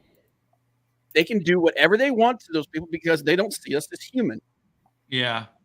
And so Ben, go ahead, finish your point. And it's like to the point where like you said, they want to put people in prison for memes. Well, they killed the damn squirrel. Oh yeah, dude, Peanut. They killed Peanut. They killed his brother, Fred. If you express an idea different than them, they want you incarcerated. Well, that's the cancel culture. Cancel culture is dehumanizing. That's why I'm in the game. That's why I'm in the game, because of the extreme aspects of the other side. So Ben Templesmith says, looks like we've what's that? We've well and truly entered an oligarchy. Eta. I mean, he meant era, but he has fat fingers. Yeah. Okay, so I don't know this person. I don't know if he's fat. Vita Ayala. She's that. She's the Latino. She's the black Latino lesbian writer that they keep giving work to, even though none of her shit sells. Okay, so at least she makes it quick. Like most of these female, they've had multiple paragraphs. So she says, a reminder and a very helpful guide to lock down your digital life and getting yourself off as many unwanted websites as you can. Now more than ever, give no more information than absolutely necessary. I guess they're going to shut down the Whisper. Yeah, let's cover our tracks, man. Shred everything. Shred it. Who is this Russ Wooten? I have no idea. Bruce Wooten. That sounds like somebody having a stroke. Bruce Wooten. That sounds like a comic book name. Well, since we don't know him, who cares? Yeah, Hayden Sherman. He's got a Batman. Skip the name. 66 back. Yeah. 66 back. Heidi McDonald. Oh my God. Oh God. So, anyways, he says, I'm better with pictures than words, but this situation is unfathomable, stupid, and endlessly frustrating. Okay. This loss is an injury. To us all. Every last one of us. Our work continues. Well, thank you, Hayden. I appreciate that. I don't feel injured. I don't either. So Heidi McDonald, we all know who she is. Yeah, another bouquet. Yeah, America literally being run by 4chan now. That's not a bad thing. Gross. Living in the dystopian future isn't that much fun. Which is hilarious considering that Kamala Harris and her people took over 4chan in this friggin' election. Mm-hmm. Yeah, and also look at California, Heidi McDonald. That is a dystopian future. Jeez. Yeah. You got people, you got drug addicts shitting on the friggin' street. Yeah, dude. Well, would you design an app to let you know where the crap is in San Francisco? Yeah. You know you need to change. Yeah. And then Heidi says, how did Trump do it? Oh, come on. Really? How did Trump do it? He got people off their asses. He got them to believe in them, and they went out and voted. This is not rocket science, Heidi McDonald. Like the other side, when Biden won, that was more how did he do it, because there was all kinds of weirdness going on there. But this Trump thing, really, it's not mission impossible. It's not that difficult to understand. He got the popular vote. He took the swing states, Heidi.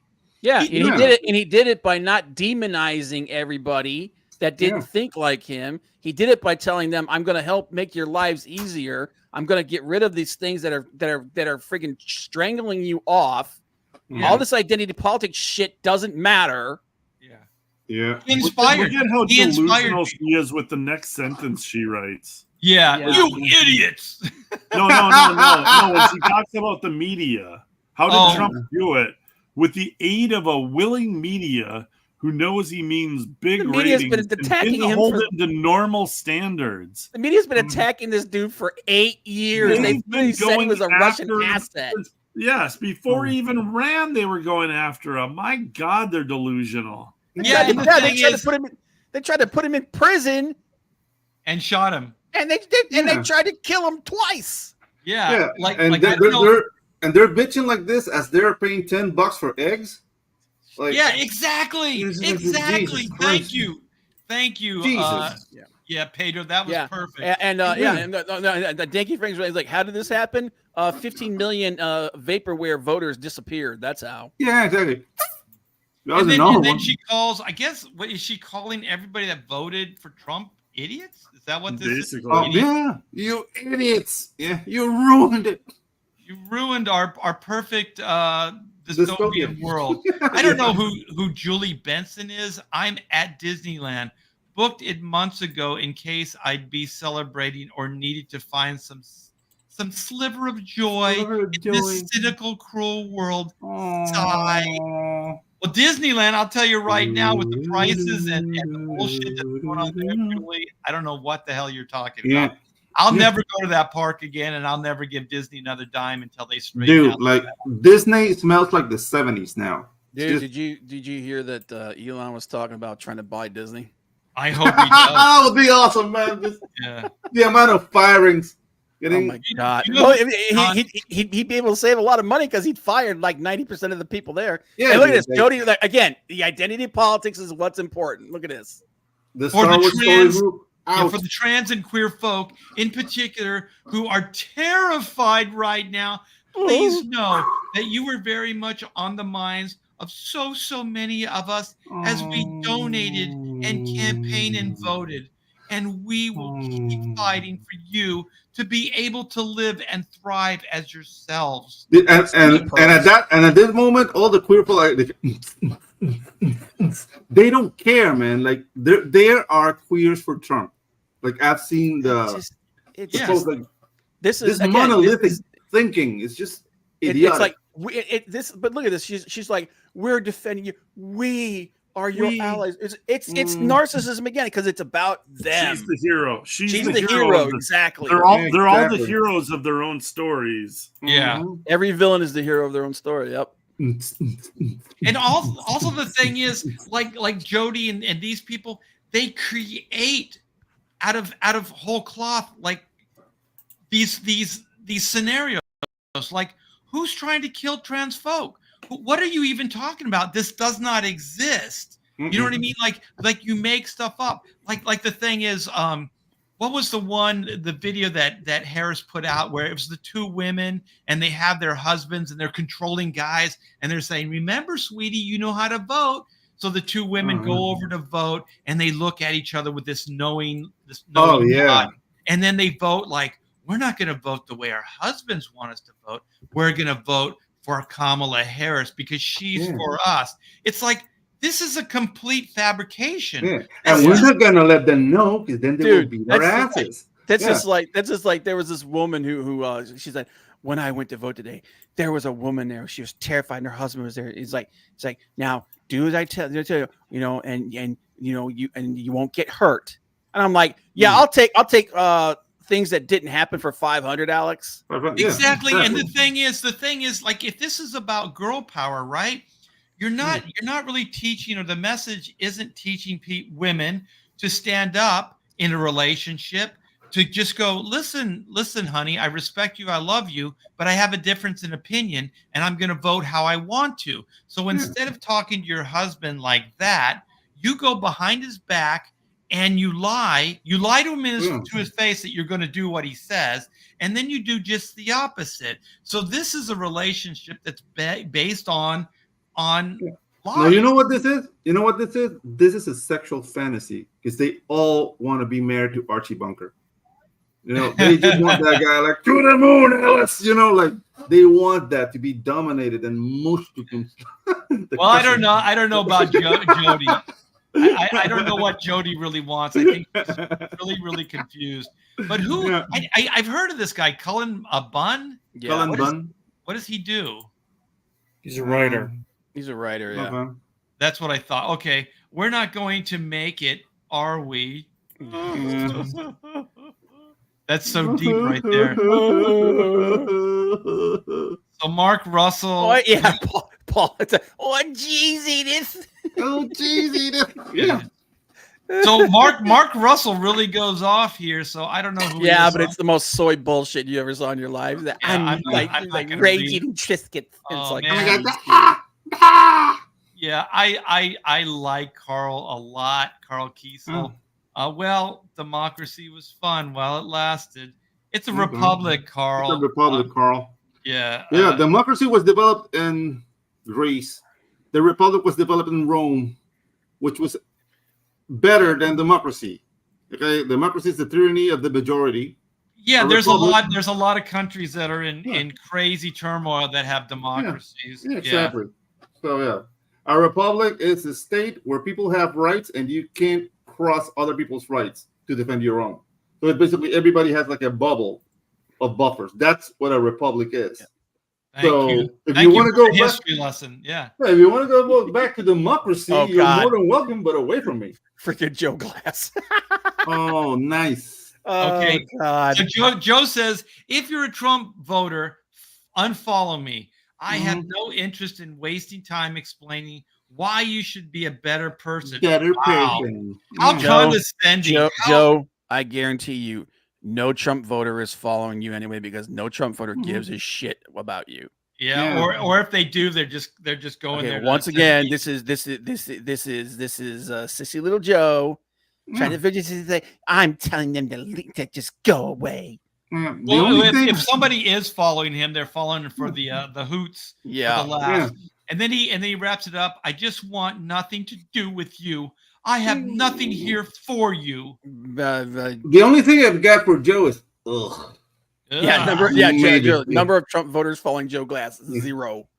All right. Okay. So Ryan Higgins, I don't know who you are, but this is a shot at religion. So this had to happen. Of course. Jesus never underestimate how much organized religion has ruined society. Well, maybe he's talking about another religion that it's invading Europe.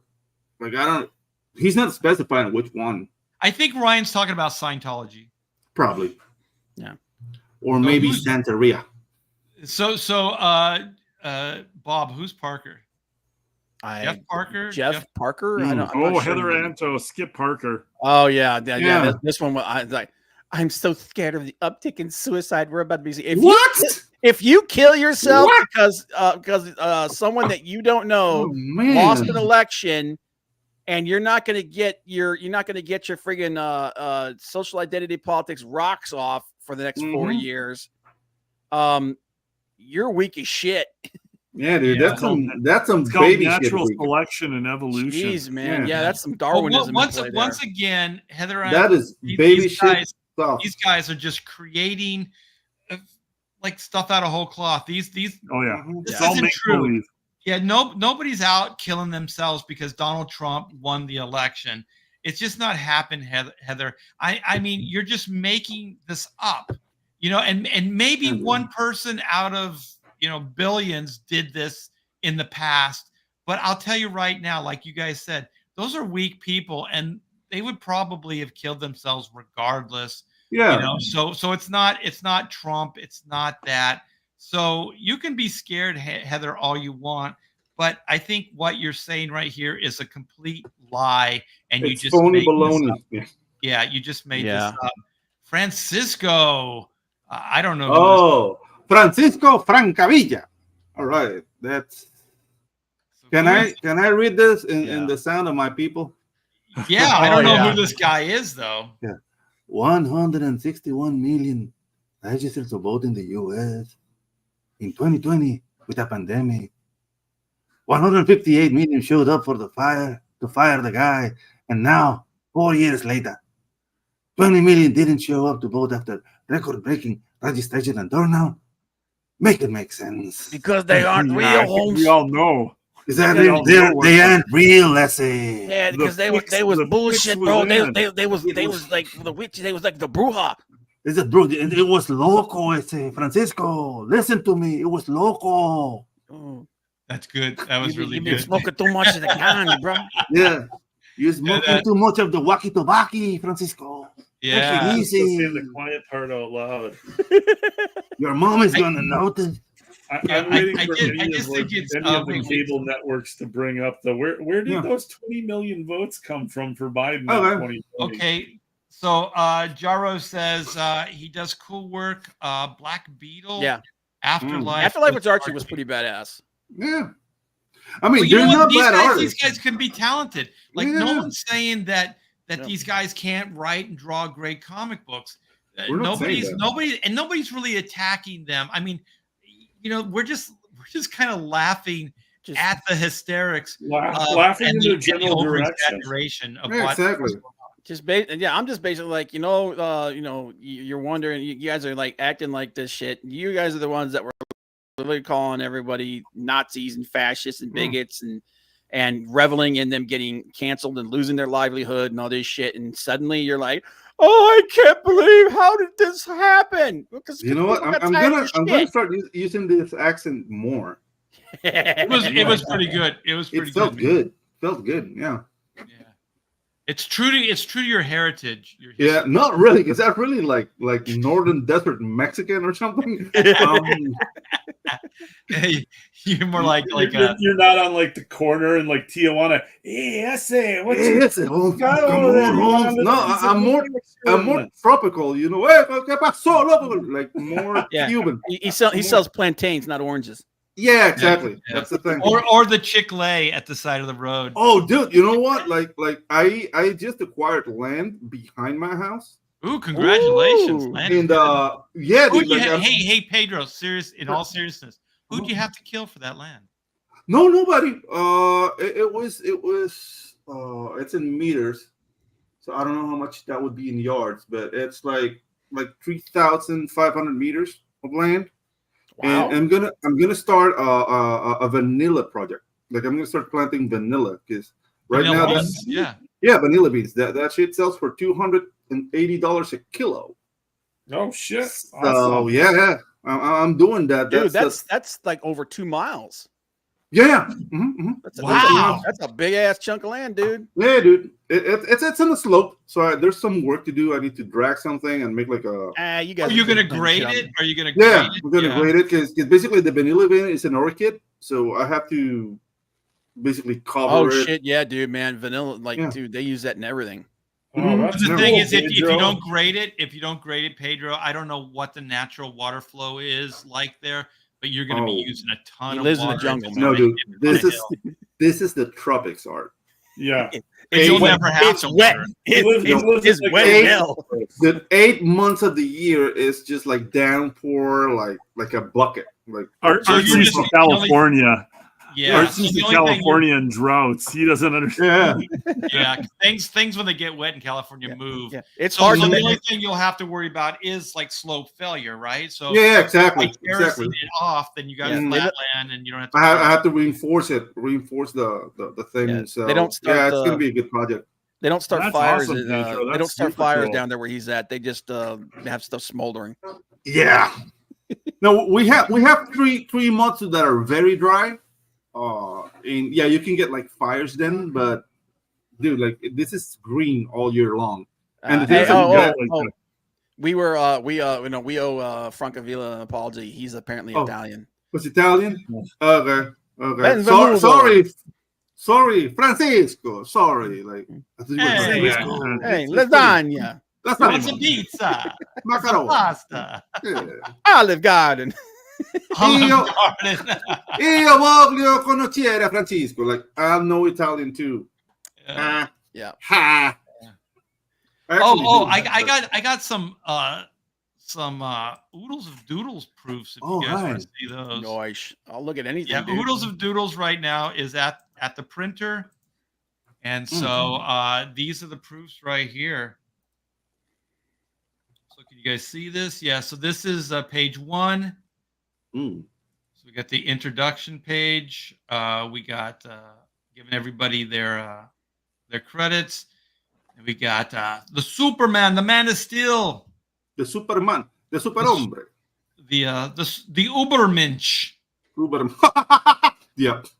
And of course, Cable from '92. Nice. So you guys, this campaign is still in demand, so you can still back this book. I'll show the campaign off after this, but I just wanted to show you how beautiful and amazing this book is going to look when it's all said and done. I don't think you're sharing it right now, Art. Yeah. Oh, wait a minute. Oh, yeah, it's not popped up. Oh, that's weird. Okay, yeah, I'm having a hard time. Oh, there we go. All right. Okay. I think this. Yeah, there we go. Do you see it now? There we go. Now we see it. Oh yeah. My the buttons aren't quite clicking properly right now. So I'm hoping the bugs will be because I just got a new computer set up here. Yeah. The buttons are not clickety enough. They're not clicking for me. All right, so here we go. This is the first page, and then we have the credit page.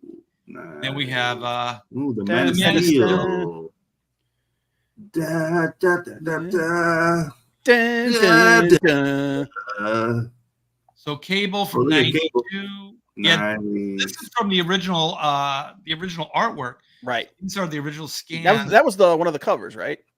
This was one of the covers. It was the retail poster, and it was a cover from Diamond, the catalog. Yeah, got them hair dry guns. Rob Liefeld. Rob Liefeld hair dry guns, baby. Yeah, dude. Those guns were. Yeah, they're not the guitar. They're not the guitar case guns, though. Yeah. These actually look somewhat functional as guns. Yeah. Yeah. So Spider-Man. We got the Spider-Man before Marvel took a shit on him. Yeah, before the wheelchair Spider-Man. Yeah, that's the cool Spider-Man. The cool Spider-Man. Am I the only one that doesn't like Gwen? Spider-Gwen. Yeah, Spider-Gwen. I think the costume is pretty uninspired. And she's very meta. She's very meta, right? Like she was like from a convention, and then like she's aware that it's a comic book. Like I don't know. No, that's a Gwenpool. Oh, Gwenpool, yeah, Gwenpool. Yeah, that's the one that's based off Heather Antilles. That's the one that's insufferable. Yeah. Okay. So we got some new artwork here. So we got the Red Sonia. Got a troll head back there. This was a cover for Dynamite. For Dynamite. So we got Batgirl booty. OG Batgirl. OG Batgirl from that canceled show. Batgirl on her knees. Ooh. Boob window. Boob window. Yeah. Hey, somebody stole that from me. You should sue. Nice. So you guys, there's some layouts, some rough pencils, there's some inks in here. So there's quite a variety of stuff. We got a Brian's color work here. Nice. So we got that, and then we got I loved all these thumbnails. Like I did a bunch of thumbnails for this cover for Action Comics, and so I think they did pick the best one, but there were some really cool ones here. So we have two variant thumbnails. So this first one that says 4 on it, and then number 8. So that gives you an idea how many thumbnails I did. So number 8. So they chose number 6 editorially, and so then there's some of the pencils there, and then we have some inks, and then of course we have some finished color work here. So this is one of the last things I did at DC. It was around the time of Super Sons. So I was working on Action Comics. So I got to pencil and ink a cover. They tried to make Lex Luthor a hero. Yeah, exactly. I kind of like the suit, though. The suit was kind of cool, though. The armor. I just like armor. Yeah. I thought it was weird, like the Superman without the red trunks. It felt that's what they were trying to get away from the copyrighted thing. I think so, yeah. That's also doing. They did that. That was right after New 52, and they were coming back with the. That was the original Superman, but he was like not. They were like not. He was like existing in the New 52 universe still. It was doing. It was right before they did the return thing. That's when you're doing storytelling by lawyer. Like, something's wrong. Yeah. So I like all these designs. I thought all these cover designs came out pretty cool, but they chose the last one there. I guess the horizontal panels. Captain Action. But the thing is, like, it has a nice like flow to it, though. Like I like it. The horizontals here. Yeah, I think it probably reads better, but it would have only worked with the logo placement because you couldn't put it at the top. So I had to kind of figure out a different place to put it. So it's not like a traditional, kind of layout for a cover. But like, I just want to draw a friggin' character with a beret. My favorite is Dr. Evil here. Nice. With a little $1 million. Yeah. $1 million. One slick dude said he has. I have the complete Captain Action series. Nice. Oh, the Gil Kane stuff from DC. Yeah, that was beautiful stuff. Yeah. So we got the Joker Harley Quinn that was made into, believe it or not, a shower curtain. Is that the one that the dude stole? I can see that happening. Is that the guy? What the guy stole the artwork for it and then put it up on his friggin' Yeah, he bootlegged it. I told DC that they should go after him. They shut him down, so that was cool. And then he had the audacity to talk shit. He's like, I don't understand why you're still upset. I'm proud of you, Art. That was nice camel toe on Harley Quinn there. Oh, jeez. That was blue bombshell worthy. It's pronounced. That's a blue bombshell thumbs up. Yeah. So here's I did a series of pencils and inks for the Flash series. Nice. So that's Wally West. And believe it or not, this cover right here, some illustrator ripped this off for some basketball guy. So it was a basketball guy. It was exactly the same illustration, but he put that player's face in there and then put the uniform of the player. Oh, jeez. Wow. Yeah. Well, why draw it if you can just steal it from somebody else? Yeah, hey, man. It's easier, man. I'm a professional. Great artist. Great artist borrow. I mean, a good artist borrow. Great artist steal. Yeah. I don't know about that guy being a great artist. My favorite part about this Flash rescuing these two kids is the shoe flying off. You always got to have the shoe flying off. Yeah, it's never a fight until a flu shot. Right. And then I have a few things here like Doug from Chrono Mechanics is on this kid's T-shirt. Oh, and nice. then there were these characters that I created. They're in this book, actually. It's called Hit, and they're 2 hitmen. So the guys driving the car are Frank. Oh, I remember that. That was a show you wanted to make, right? Yeah. I've seen the designs of that. Yeah, Spike TV and what was it, comics? What is that? Cartoon Network. Yeah. But you guys, there's all kinds of cool stuff here. The link is in the description. I got to reimagine the cover that Wilson and I did for Uncanny X-Men, the first appearance of Bishop. So that was cool to be able to reenact that cover. Nice. There's what was her name? Sheena? Is it? Yeah. Or is that the? That's not Khazar's wife, is it? No, this is Sheena. So this was Sheena. Yeah. Okay. Sheena. Dynamite. Yeah. So I got like the layout. Khazar's wife is Shayna. I was gonna call her Wild Pussy, but yeah, Sheena. Good enough. Yeah. So yeah, you guys, there's all kinds of fun stuff here. So if you like what you see, Bob, did you put a link? Yeah, I put it in there. All right. And Marcus did too. Yeah, Marcus, thanks for the black and white link. That is cool. And the blue bombshell link is there too. So you guys, there's a couple books right now that you could support. So we got the blue bombshell returns. So that link is in the description. There's a brand new cover which will drop on you right after I say my piece right here. So that'll give you time, Clint, to get it back.